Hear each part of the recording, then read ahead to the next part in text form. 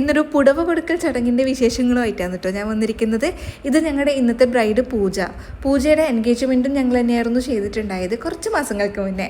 അതിൻ്റെ video കാണാത്തവരൊന്ന് check ചെയ്ത് നോക്കണേ.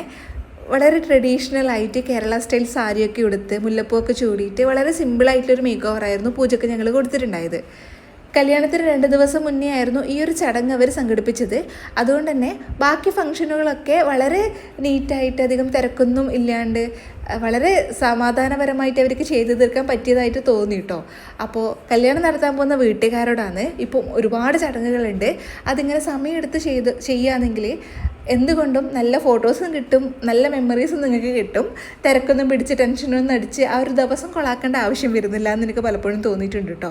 അപ്പോൾ ഇന്നത്തെ വിശേഷങ്ങൾ ഇത്രയേ ഉള്ളൂ. എൻ്റെ വീഡിയോസ് നിങ്ങൾക്ക് ഇഷ്ടമാവുന്നുണ്ടെങ്കിൽ തീർച്ചയായിട്ടും ചാനൽ ലൈക്ക് ചെയ്യാനും ഷെയർ ചെയ്യാനും സബ്സ്ക്രൈബ് ചെയ്യാനും മറക്കല്ലേ. പൂജേൻ്റെ മേക്ക് ഓവറുമായിട്ട് അടുത്ത ഷോർട്ട് വീഡിയോയിൽ കാണാം. അപ്പോൾ ശരി.